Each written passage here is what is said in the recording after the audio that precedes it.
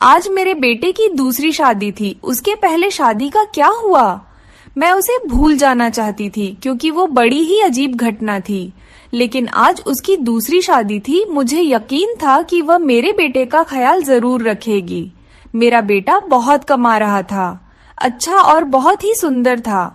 वह इस परिवार का एकमात्र वारिस था। सभी उसे प्यार करते थे, इसलिए किसी को भी यह बात अजीब नहीं लग रही थी कि उसकी दूसरी शादी इतनी जल्दी हो रही है। पर मेरा दिल धक धक कर रहा था।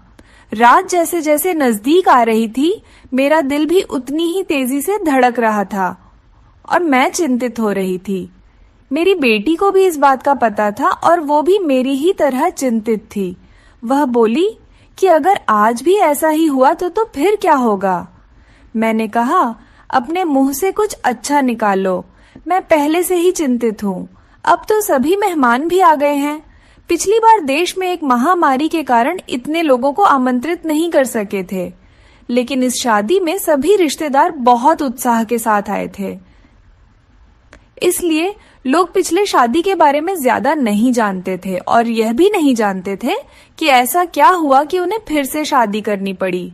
मेरा बेटा भी खुश था, कोई समस्या नहीं थी, क्योंकि उसकी यह पत्नी पहली पत्नी से कहीं ज्यादा खूबसूरत थी और उम्र में भी छोटी थी, तो उसे तो खुश होना ही चाहिए था। सर्दी का मौसम था, ज्यादातर मेहमान घर में ठहरे हुए थे। समारोह बाहर हो रहा था, नाच गाना चल रहा था, लोग आपस में हंसी मजाक कर रहे थे। मैंने अपनी जेठानी से कहा, दुल्हन दूसरे शहर से आई है, बहुत थक गई होगी। मुझे लगता है उसे दूल्हे के कमरे में नहीं भेजना चाहिए। मेरी जेठानी ने कहा, तुम्हें क्या हो गया है? उनकी अभी अभी शादी हुई है और तुम हो कि उनकी रात खराब करना चाहती हो। मानती हूँ शादी ब्याह में थकावट हो ही जाती है, लेकिन नया खून है, कॉफी सॉफी पिला दो, फ्रेश हो जाएंगे और फिर सुबह रिसेप्शन भी तो है। मैं बोली, वो थक जाएगी बेचारी। मेरे जेठानी ने कहा कि आजकल कोई भी इतना नहीं थकता। लड़कियों को तो अपनी शादी का बहुत शौक होता है। उसे अपने बेटे के कमरे में भेज दो। अब रात के 12 बज गए हैं, सुबह उठकर तैयार भी तो होना है। मुझे नहीं पता कि तुम इतना टाइम क्यों लगा रही हो। सभी रस्में हो चुकी हैं, हर कोई नाच गाकर थक गया है। बेचारी दुल्हन भी कमरे में जाना चाहती है। मेरी जेठानी तो वैसे भी बाल के खाल निकालने में माहिर थी, सबसे बड़ी थी, इसलिए सोचा इनसे सलाह मशवरा कर लूं। लेकिन उन्होंने मुझे ही अपनी बातें बता दी और फिर उसने खुद ही कहा कि अब वो दुल्हन कमरे में जाएगी। दुल्हन को कमरे में ले जाया गया। बाकी सबको कमरे से निकालकर मैं थोड़ी देर दुल्हन के पास ही बैठ गई। मैंने कहा, बेटा, तुम अपने परिवार में सबसे बड़ी हो, तुम बहुत ही धैर्यवान लड़की हो, इसलिए मैं तुम्हें पसंद करके आई थी। देखो बेटा, जब शादी होती है तो कुछ चीजें ऐसी होती हैं जो हमें पसंद नहीं आती, लेकिन मेरी बच्ची तुम थोड़ा सब्र करना। उसने कहा कि मुझे समझ नहीं आ रहा कि आप क्या कर रही हैं।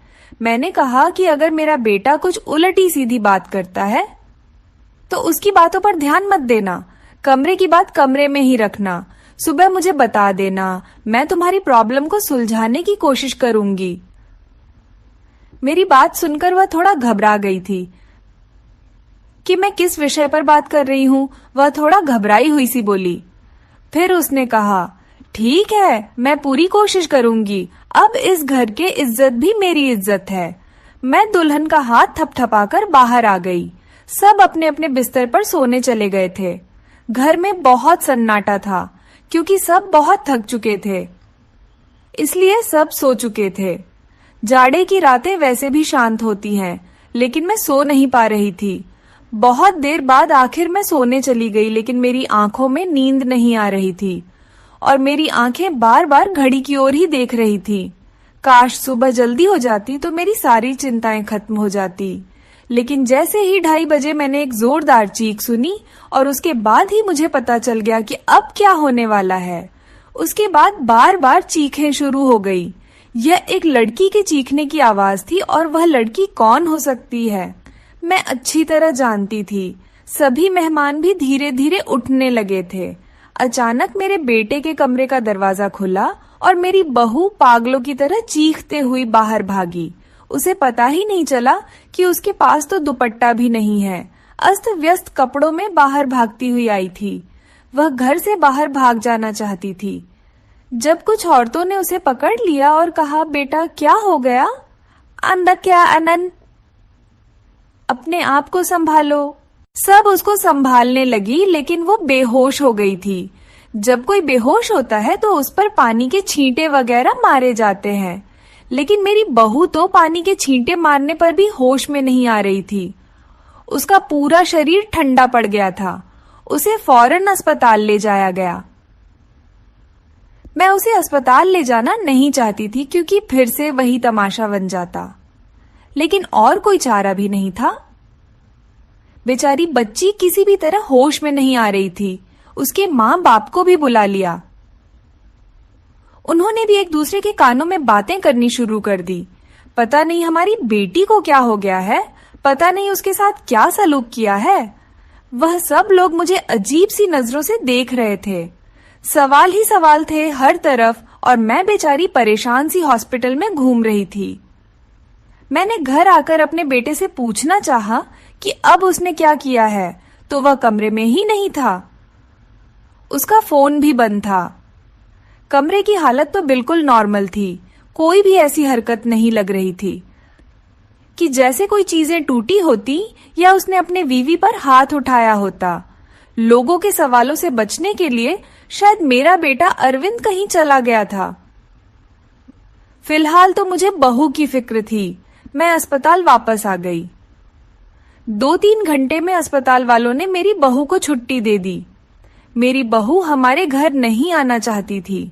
वह बहुत ज्यादा घबराई हुई थी, लेकिन उसके माँ ने उसे समझाया कि तुम्हारी ससुराल ही चलते हैं, नहीं तो लोगों को मैं क्या जवाब दूंगी। लोग तरह तरह की बातें बनाएंगे।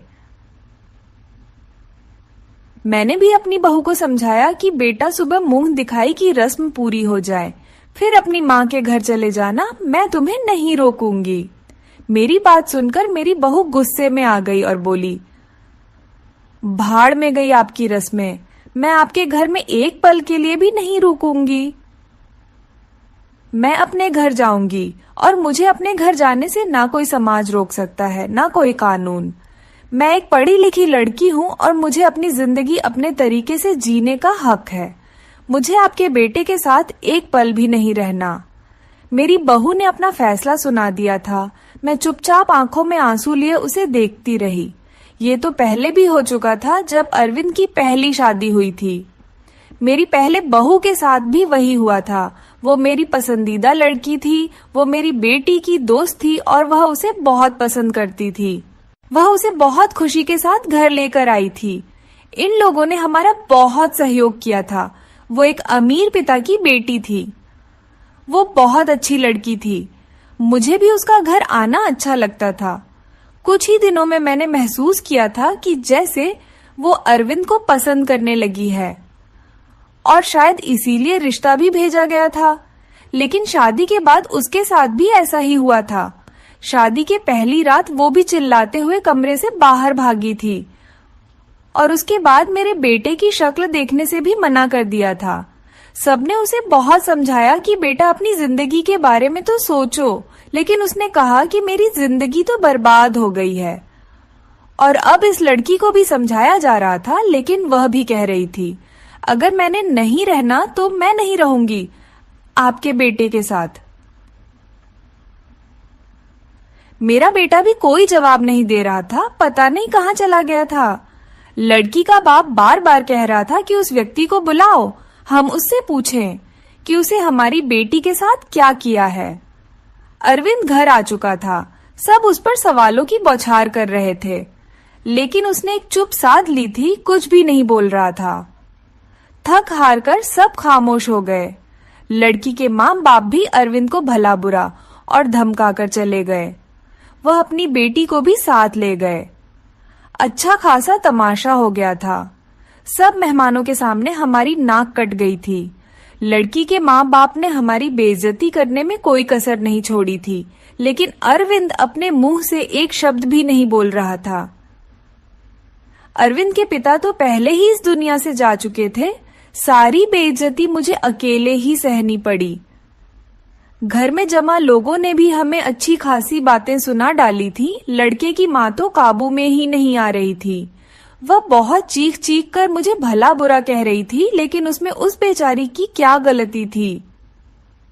आखिर उसकी बेटी की जिंदगी तबाह हो गई थी। आज खुद को बहुत अकेला महसूस कर रही थी मैं। काश अरविंद के पिता होते तो इतनी जल्दी हिम्मत ना हारती। लोगों के तानों को मैं अकेली ही सुनती रही। अरविंद बड़ा था। अरविंद से छोटी ही मेरी एक बेटी थी जो कॉलेज में पढ़ती थी। सब लोग आपस में कानाफूसी कर रहे थे। अरविंद को लेकर तरह तरह की कहानियां बनाई जा रही थीं। कोई कह रहा था पता नहीं शायद अरविंद पागल है, तो कोई कह रहा था लगता है अरविंद दिमागी मरीज है, तो कोई कह रहा था पता नहीं उसने नई दुल्हन के साथ ऐसा क्या किया कि वह इतना ज्यादा डर गई, जितनी मुंह उतनी बातें थीं। लेकिन मेरे पास इन सब का कोई जवाब नहीं था। जब लोगों को असल वजह पता न हो तो वह खुद ही कहानियां बना लेते हैं, और खुद की बनाई हुई उल्टी सीधी कहानियां सच से कहीं ज्यादा खतरनाक होती हैं। लेकिन समस्या तो ये थी कि सच तो मुझे भी नहीं पता था कि ऐसा क्या था कि सुहागरात को ही मेरी बहुएं मेरे बेटे के कमरे से चीखते हुए भागती थी। उस लड़की ने भी तो मुझे कुछ नहीं बताया था। मैंने खुद ही अपने मन में सोचा, हो सकता है उसने अपने माँ बाप को कुछ बताया हो। सच जानने के लिए मैंने उनके घर फोन कर दिया। भले ही वो हमसे रिश्ता खत्म कर गए थे, लेकिन इंसानियत के नाते ही मैंने उसका हाल चाल लेने के लिए फोन किया। फोन लड़की की माँ ने उठाया था। मैंने पूछा, अब कैसी तबीयत है आपकी बेटी की? मेरी आवाज सुनते ही वो भड़क गई थी और बोली थी, मेरी बेटी अब तक ठीक नहीं हुई है। खबरदार जो आगे से आपने फोन किया। ये सब सुनकर मैं बहुत ज्यादा परेशान हो गई थी। मेरी पहली बहू के साथ भी ऐसा ही हुआ था। मेरी बेटी ने बताया था कि वो कम से कम 6-7 महीने तक बीमार रही थी। आखिर क्या प्रॉब्लम थी मेरे बेटे को? मुझे कुछ भी समझ नहीं आ रहा था। क्या कमी थी कि उसकी पत्नियां उससे डरकर भाग जाती थीं? अरविंद की बात करूं तो अरविंद बहुत ही सीधा साधा सा बच्चा था। बचपन से ही कम बोलने वाला था, लेकिन उसके अंदर कोई भी हरकत ऐसी नहीं थी जो अब नॉर्मल होती। अरविंद मेरी पहली संतान थी। हमने उसे बहुत ही लाड प्यार से पाला था, लेकिन हमारे इतना लाड प्यार देने से भी वो बिगड़ा नहीं था। हाँ, उसे अपनी सुंदरता पर घमंड जरूर था। वह कहता, मेरी खूबसूरती और स्मार्टनेस के आगे सब पानी भरते हैं। उसको पहनने ओढ़ने का बहुत शौक था। अच्छी अच्छी ब्रांडेड चीजें पहनता, पढ़ाई में भी अच्छा था, नौकरी भी टाइम से मिली थी। अपनी बहन के लिए भी एक जिम्मेदार भाई था। अपनी बहन श्रुति को कॉलेज लेकर जाता और वापस लेकर घर आता। घर में खर्च के लिए पैसे भी देता। कभी मुझसे ऊंची आवाज में बात नहीं करता। उसके दोस्त भी कोई ऐसे नहीं थे जो मैं कहती कि गलत संगत में पड़ गया है। कोई नशा वगैरह भी नहीं करता था। बस उसके कुछ गिने चुने ही दोस्त थे। एक सबसे अच्छा दोस्त था जो बाहर विदेश में रहता था। कभी कभी उसे फोन पर बात भी होती थी। मुझसे भी अपने दोस्त की बात करवाता था। कभी कभी वो अपने मुंह से कहता, मम्मी क्यों ना हम श्रुति की शादी इसी से कर दे, बहुत ही अच्छा लड़का है। कुल मिलाकर सब कुछ नॉर्मल ही था, लेकिन ये जो 2 बार हुआ ये बिल्कुल भी नॉर्मल नहीं था। पता नहीं मेरे बेटे में क्या कमी थी। ऐसा क्या करता था अपनी पत्नियों के साथ कि वो भाग जाती थी। दिन धीरे धीरे आगे सरकते गए। अरविंद थोड़ा नॉर्मल हो चुका था। अब घर में थोड़ी बहुत तो बात भी करने लगा था। इस बार मैंने सोचा कि अरविंद की तीसरी शादी कराऊं और ऐसी लड़की से कराऊं जो मुझे बताएं कि आखिर सुहागरात के कमरे में अरविंद ऐसा क्या करता है कि दुल्हन भाग जाती है। अरविंद की दूसरी दोनों पत्नियों से तलाक हो चुकी थी। मैं यह भी चाहती थी कि यह जो बहू आए वह मेरे घर में ही रहे, यहाँ से भागकर ना जाए। मैं किसी की जिंदगी बर्बाद करना नहीं चाहती थी, क्योंकि मैं भी एक बेटी की माँ थी और मैं ये अच्छी तरह से जानती थी कि तलाक का धब्बा एक लड़की के लिए कितनी बड़ी बदनामी होता है। मैं बहुत सोच विचार के बाद इस नतीजे पर पहुंची कि मैं अरविंद की शादी एक शादीशुदा औरत से करवाऊंगी। जिसके पहले से शादी हो चुकी हो और वह तलाकशुदा हो या फिर विधवा हो, और जल्दी ही मुझे ऐसी लड़की मिल भी गई। लड़के वालों को भी शादी की जल्दी थी, इसीलिए उन्होंने भी ज्यादा छान भी नहीं की। लड़की कम उम्र थी लेकिन बहुत ज्यादा सुंदर नहीं थी, बस वह ठीक ठाक थी। दुबली पतली और सामान्य से नाक नक्शे की लड़की थी। मैंने लड़की वालों को बताया कि मेरे बेटे की एक शादी हो चुकी है और मेरे बेटे की पत्नी कुछ समय ही रही, फिर वो छोड़कर चली गई थी। थोड़ा बहुत झूठ बोलना पड़ा क्योंकि सच बताने की स्थिति में मैं बिल्कुल नहीं थी। लड़की वाले शादी के लिए राजी हो गए थे। मैंने अरविंद को लड़की की फोटो दिखाई तो उसने शादी से साफ इनकार कर दिया। बोला, मुझे नहीं करनी शादी, इतनी आम से शक्ल सूरत की लड़की है, मुझे इससे शादी बिल्कुल नहीं करनी। अरविंद की बात सुनकर मैंने उसे डांटते हुए कहा था, चुप हो जा, जिस तरह की तेरी हरकतें हैं उन हरकतों के चलते तो तेरी कभी भी शादी नहीं होनी चाहिए। लेकिन मैं एक माँ हूं ना, इसलिए सोचती हूँ कब तक बैठी रहूंगी और तेरा ध्यान रखूंगी। मेरे जाने के बाद कोई तो ऐसा हो जिसके साथ हो तू अपनी जिंदगी गुजार सके। बोलते बोलते मेरी आंखों में आंसू आ गए। मेरी आंखों में आंसू देखकर अरविंद चुप हो गया, शादी के लिए रजामंदी दे दी और उठकर कमरे में चला गया। कहीं ना कहीं अरविंद के दिल में चोट जरूर था। वह मुझसे नजरें चुरा रहा था, लेकिन इस बार मैंने भी तय कर लिया था कि मैं सच जानकर रहूंगी। मैंने पहले ही सोच लिया था कि इस बार मैं लड़की को अपने भरोसे पर ले लूंगी, लेकिन उसे यह नहीं बताऊंगी कि पहले उसकी पत्नियां डरकर भाग गई थी। उसे प्यार से समझा दूंगी, उसे भरोसा दिलाऊंगी कि अगर कुछ ऐसी वैसी बात है तो मुझे बताए, मैं उसकी समस्या का समाधान करूंगी। पर इस बार शादी का प्लान बहुत ही सादगी से करने का था और फिर मैंने बहुत ही सादगी से अरविंद की शादी कर दी। लड़की का नाम रश्मि था, बहुत ही प्यारी बच्ची थी। मेरी बेटी ने मना भी किया था कि मम्मी रहने दें, भाई को भाई के हाल पर छोड़ दें, लेकिन मैंने उसे समझाया था कि बेटा, हो सकता है तेरे भाई के साथ कुछ मसला हो जिसे सुलझाना हमारा फर्ज है। खैर, शादी निपट गई। इस बार मैंने ज्यादा मेहमानों को नहीं बुलाया था। घर में कुछ ही मेहमान थे जो कि मेरे रिश्तेदार नहीं बल्कि मेरे कुछ जानने वाले थे। मेरी कुछ सहेलियां वगैरह थे और उनके परिवार वाले थे। रश्मि को मैं अरविंद के कमरे में ले गई। उसे बेड पर बिठाते हुए मैंने रश्मि का हाथ अपने हाथों में लिया और उसे हल्के से दबाते हुए बोली, रश्मि बेटा, तुमसे बहुत ही जरूरी बात करनी है, बहुत ही ध्यान से मेरी बात सुनो।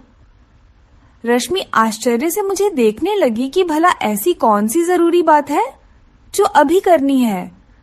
मैंने रश्मि को समझाते हुए कहा, बेटा, अरविंद इस शादी के लिए राजी नहीं था। बहुत ही मुश्किल से मैंने उसे शादी के लिए तैयार किया है। हो सकता है मेरा बेटा कुछ अजीबोगरीब हरकतें करे, हो सकता है तुम्हें डराने की कोशिश करे जिससे कि तुम उसे छोड़कर भाग जाओ, लेकिन बेटा तुम्हें डरना नहीं है। जो भी हो तुम्हें सब कुछ मुझे बता देना है। बस तुम्हें उसके डराने धमकाने में या उसकी बातों में आने की जरूरत नहीं है। रश्मि ने मेरी बातों को सुनकर हाँ में से हिला दिया था। मैं थोड़ी संतुष्ट हुई थी और रश्मि को आराम करने का बोलकर बाहर आ गई। मैं अपने कमरे में नहीं गई, बहरहाल मैं बाहर सोफे पर ही लेट गई। श्रुति को मैंने उसके कमरे में भेज दिया कि तुम जाओ, सो जाओ, बहुत रात हो चुकी है। श्रुति कमरे में जा चुकी थी, लेकिन जाते जाते उसने कहा था कि मम्मी जी, आप जो भी कर रहे हैं गलत कर रहे हैं। आप भी हर समस्या का हल सिर्फ शादी ही समझती है।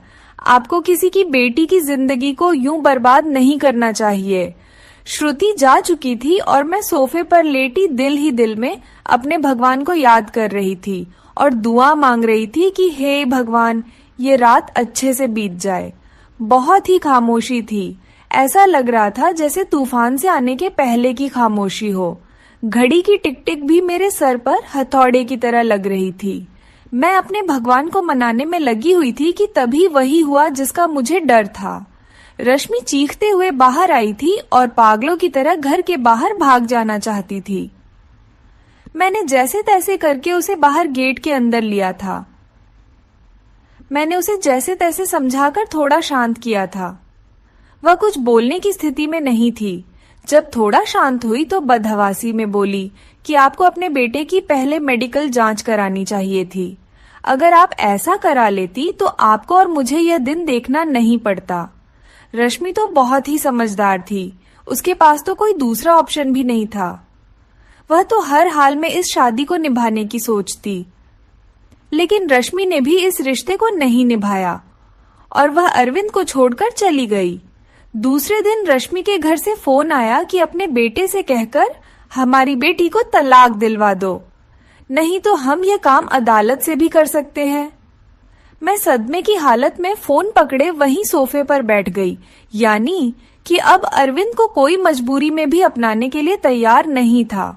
पहले मैं जो बहुएं लाई थी वह अमीर घराने की और सुंदर पढ़ी लिखी थी, लेकिन रश्मि तो विधवा थी, गरीब घराने की थी और बहुत ज्यादा सुंदर भी नहीं थी। रश्मि को मैंने पहले ही सब कुछ समझा भी दिया था और तब भी वह इतना ज्यादा बदहवास हो गई थी। आखिर ऐसी क्या कमी थी मेरे बेटे में? हम जो जेवरात दुल्हन को देते थे, दुल्हन के घर वाले शादी के दूसरे ही दिन वापस कर देते थे। मैं तो दहेज भी नहीं लेती थी। फिर आखिर ऐसा क्या था कि ऐसे खूबसूरत पढ़े लिखे और अमीर लड़के को छोड़कर भी लड़कियां भाग जाती थी? मेरा दिमाग सोच सोच कर फटा जा रहा था। कैसे पता लगाऊं कि आखिर बात क्या है? अरविंद भी अपने मुंह से कुछ कहने को तैयार नहीं था। जब भी इस बारे में कुछ बात करने की कोशिश करती तो उठकर बाहर चला जाता, मुझे बात करने का मौका ही नहीं देता। लेकिन अब मैं हर वक्त अब अरविंद पर नजर रखने लगी थी, उसकी एक एक हरकत पर ध्यान देती। शायद कुछ तो ऐसा सबूत मिले जिससे मैं सुराग लगा सकूं, सच जान सकूं कि आखिर सच्चाई क्या है। लेकिन उसके हाव भाव से कभी ऐसा लगा ही नहीं कि उसमें कुछ एबनॉर्मल भी है। एकदम नॉर्मल लड़कों की तरह था, जैसे और लड़के होते हैं। मुझे कोई भी रास्ता दिखाई नहीं दे रहा था। एक दिन तंग आकर मैंने अरविंद के दोस्त को फोन लगाया। उसी विदेश में रहने वाले दोस्त को मैंने पूछा, नितिन, तुम तो अरविंद के इकलौते दोस्त हो जिससे अरविंद अपने दिल की सारी बातें करता है। मुझे अरविंद के बारे में सब कुछ बताओ, उसने अपने जीवन के बारे में तुम्हें जरूर कुछ ना कुछ बताया होगा। लेकिन यह सुनकर तो मैं हैरान हो गई कि उसने अपने दोस्त को अपने बारे में कुछ भी नहीं बताया था। और बस यही बात मुझे बहुत अजीब लगी कि उसने अपने दोस्त को यह भी नहीं बताया कि मेरी 3 शादियां हो चुकी हैं और मेरी तीनों पत्नियां मुझे छोड़कर भाग गई हैं। लेकिन उसने यह बात अपने दोस्त को नहीं बताई, जो कि उसका सबसे अच्छा दोस्त था। यह मुझे काफी अजीब लग रहा था, लेकिन शायद उसने नहीं बताया हो क्योंकि वह शर्मिंदा होना नहीं चाहता होगा। शादी की रात ही पत्नी का भाग जाना, वह भी 3-3 पत्नियों का। धीरे धीरे 6 महीने और गुजर गए। घर में सब कुछ और नॉर्मल चल रहा था, लेकिन अरविंद को लेकर मैं बहुत ज्यादा परेशान थी। ऐसा क्या था जो दुल्हन शादी की रात को ही भाग जाती थी?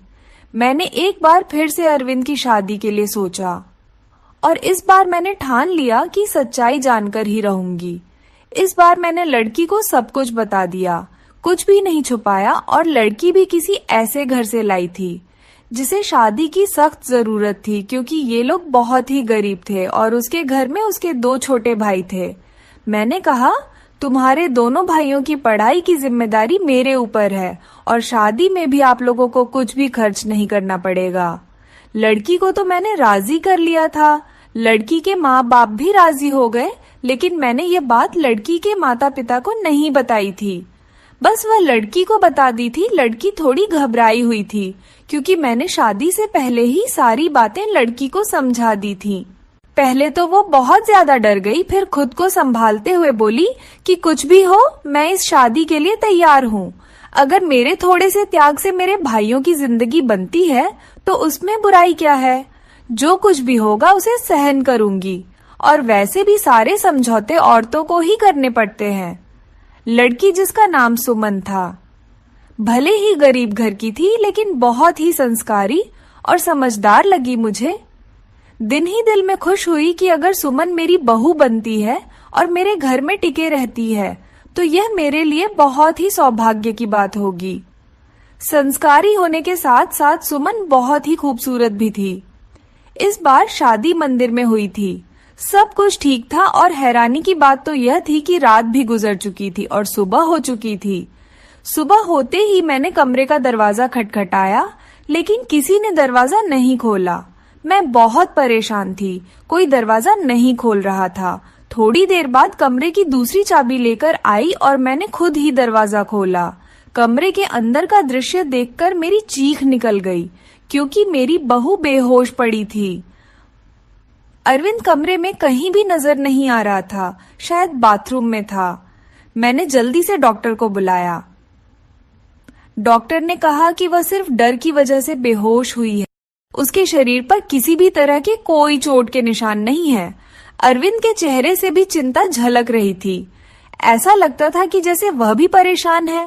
इन सब हालातों से अच्छे से चेकअप करने के बाद और कुछ दवाइयां देकर डॉक्टर साहब चले गए थे। डॉक्टर ने कहा था कि सुमन को जल्दी ही होश आ जाएगा। अरविंद भी तैयार होकर अपने ऑफिस के लिए निकल गया था। मैं सुमन के पास ही बैठी रही। थोड़ी देर में सुमन ने आंखें खोल दी थीं। होश में आते ही वो बाहर की तरफ भागी थी, ये कहते हुए कि मुझे यहाँ नहीं रहना, मुझे अपने घर जाना है, अपने मम्मी पापा के पास। मैंने सुमन का हाथ पकड़ लिया। सुमन, तुम ऐसा नहीं कर सकती। मैंने तो तुम्हें सारी सच्चाई बता दी थी और तुम तो मान भी गई थी। फिर तुम अब ऐसा क्यों कह रही हो? लेकिन सुमन मेरी कुछ भी सुनने को तैयार नहीं थी। रोते हुए बोली, आंटी जी मुझे माफ कर दो, मैं मजबूर हूँ, मैं यहाँ नहीं रह सकती। आप बेफिक्र रहे, मैं अपने मम्मी पापा को कुछ नहीं बताऊंगी, सब कुछ हैंडल कर लूंगी। बस आप मुझे इस घर में रहने को ना कहे। लेकिन सुमन, मुझे बताओ तो सही, आखिर ऐसा क्या हुआ था? मैं सच जानना चाहती हूँ। सुमन, तुमने मुझसे वादा किया था कि तुम अरविंद की सच्चाई मुझे जरूर बताऊंगी। आंटी, अरविंद के बारे में मैं कुछ नहीं बता सकती। अगर मैंने अरविंद के बारे में बोला तो वह मुझे जान से मार देगा। मुझे अपनी जान की परवाह नहीं है, लेकिन अरविंद मेरे भाइयों को भी नहीं छोड़ेगा। प्लीज मुझे जाने दें। उसकी आंखों में विनती के ऐसे करूण भाव थे कि मैं उसे रोक न सकी। सुमन चली गई थी। मैं इंतजार कर रही थी कि अब वो कुछ ही देर में सुमन के माँ बाप का फोन आने वाला है, लेकिन ऐसा कुछ भी नहीं हुआ। शायद सुमन ने अपने माता पिता को कुछ नहीं बताया था। अरविंद की तीनों पत्नियों ने तो दूसरे दिन ही तलाक की मांग कर दी थी, लेकिन सुमन ने ऐसा कुछ भी नहीं किया था। इसका मतलब था सुमन अब भी मेरे बेटे की पत्नी थी। मैंने सोचा कि अब मैं अरविंद का चेकअप कराकर ही रहूंगी। अपने होशो हवास में तो अरविंद ऐसा कभी भी नहीं करने देता। इसलिए एक दिन मैंने अरविंद के खाने में नींद की दवाई मिला दी। अरविंद के गहरी नींद में जाते ही मैंने डॉक्टर को फोन कर दिया। डॉक्टर ने अरविंद के कुछ सैंपल लिए और यह बोलकर कि जैसे ही रिपोर्ट आती है मैं आपको बताता हूँ, डॉक्टर चला गया। और फिर मैं बेसब्री से अरविंद की रिपोर्ट का इंतजार करने लगी। अगले दिन डॉक्टर का फोन आया और उसने कहा कि अरविंद एकदम नॉर्मल है, उसकी सारी रिपोर्ट्स नॉर्मल आई हैं। यह सुनकर तो मेरे आश्चर्य की कोई सीमा ही नहीं थी। अगर अरविंद नॉर्मल है तो शादी के पहले ही रात में उसकी पत्नियां क्यों भाग जाती हैं? सोच सोचकर मेरा दिमाग फटने लगा।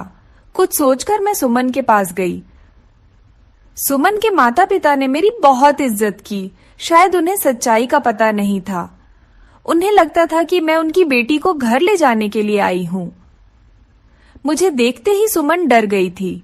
वह हम लोगों के साथ ज्यादा नहीं बैठी और अंदर कमरे में चली गई। मैं भी सुमन के पीछे पीछे उसके कमरे में आ गई।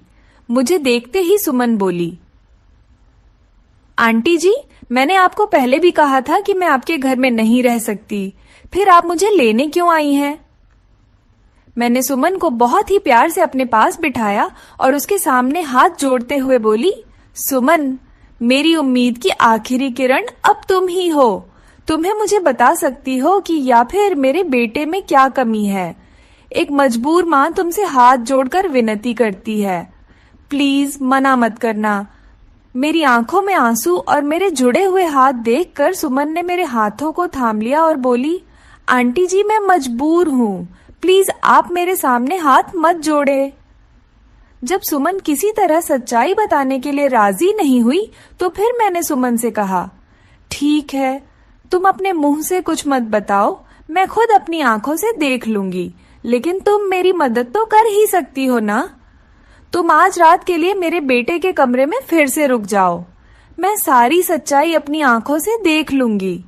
पहले तो सुमन डरती रही, लेकिन मेरे बहुत समझाने पर कि मैं तुम्हारे साथ रहूंगी, तुम्हें कुछ नहीं होगा, वो मान गई थी। मैं सुमन को अपने घर ले आई। सुमन के माता पिता ने बहुत ही खुशी से अपनी बेटी को विदा किया था। एक बार फिर से सुमन को दुल्हन बनाकर मैंने अरविंद के कमरे में बैठा दिया। अरविंद को मैंने पहले ही फोन कर दिया था कि सुमन घर आ गई है, तुम भी ऑफिस से जल्दी आ जाना। आज मैं घर पर नहीं मिलूंगी, तुम्हारी मौसी की तबीयत खराब है, वहां जा रही हूँ और रात भर वहीं रहूंगी। मेरी बात सुनकर अरविंद ने सिर्फ हू में जवाब दिया था और फोन काट दिया था। मैं अरविंद के कमरे में ही छुपकर बैठ गई। आज सब कुछ मैं अपनी आंखों से देख लेना चाहती थी। कुछ ही देर में दरवाजा खुला था और अंदर कमरे में अरविंद दाखिल हुआ। उसने एक नजर सजी सवरी बैठी सुमन पर डाली थी और बिना कुछ कहे बाथरूम में घुस गया था। सुमन डरी सहमी सी बैठी थी कि जैसे अब भी उठकर भाग जाएगी।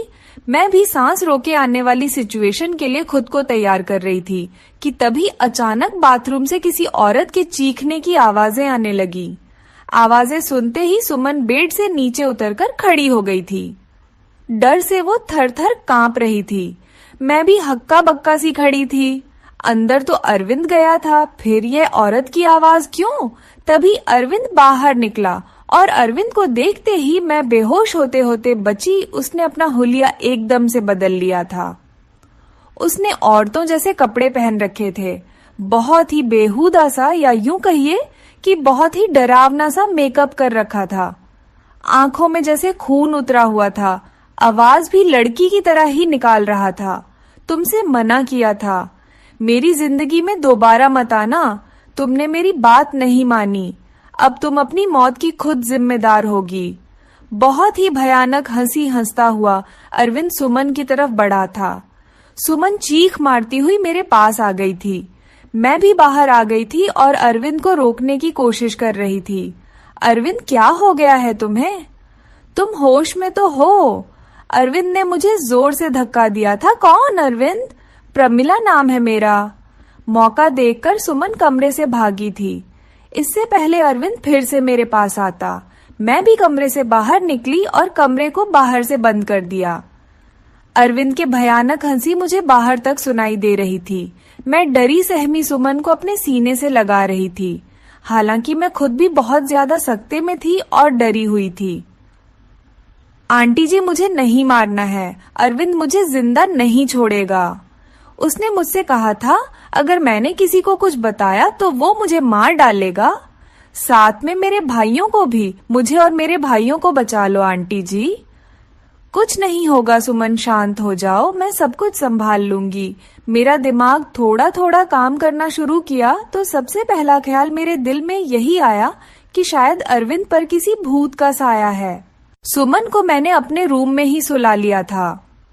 सुबह उठते ही सबसे पहले मैंने अपने फैमिली डॉक्टर को फोन किया था। 8 बजे डॉक्टर हमारे घर पर थे। मैंने उन्हें सारे हालात से अवगत कराया।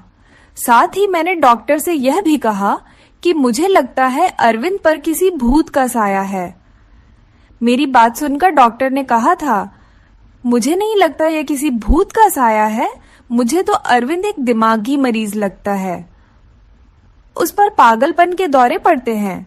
ऐसे मरीज किसी मूवी या किसी कहानी में डूब जाते हैं और उसी के कैरेक्टर में खुद को उतार लेते हैं।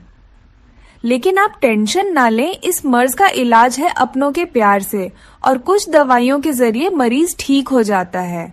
थोड़ा टाइम लगता है बट मरीज बिल्कुल पूरी तरह से ठीक हो जाता है।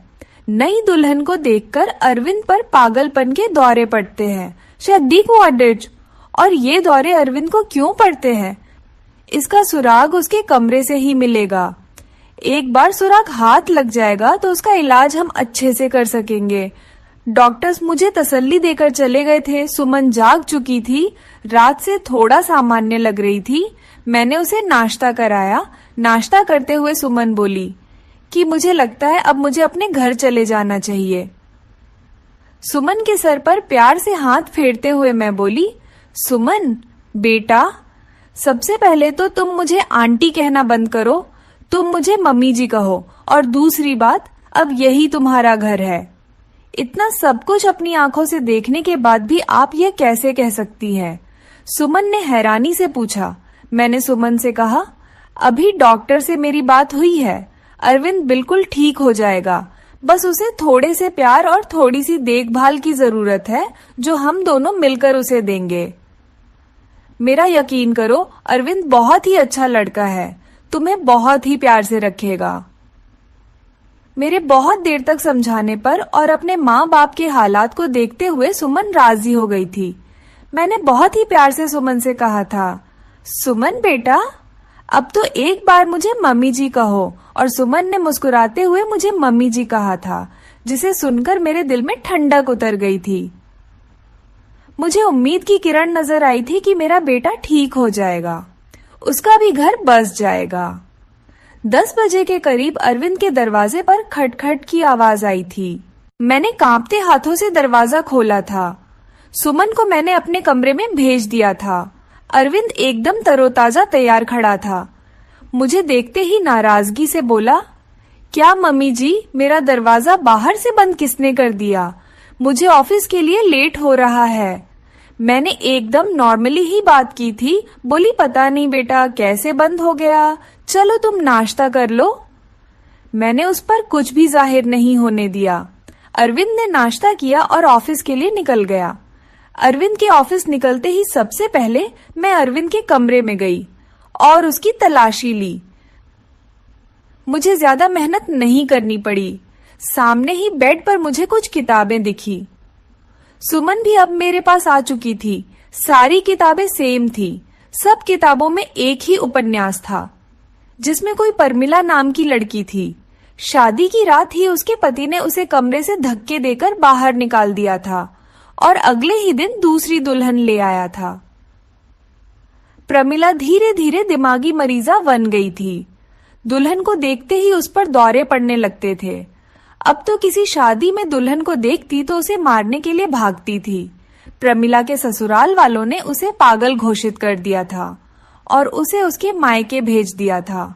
दुल्हनों को देखकर प्रमिला का पागलपन कम नहीं हुआ था और प्रमिला के कैरेक्टर में ही अरविंद ने खुद को उतार लिया था।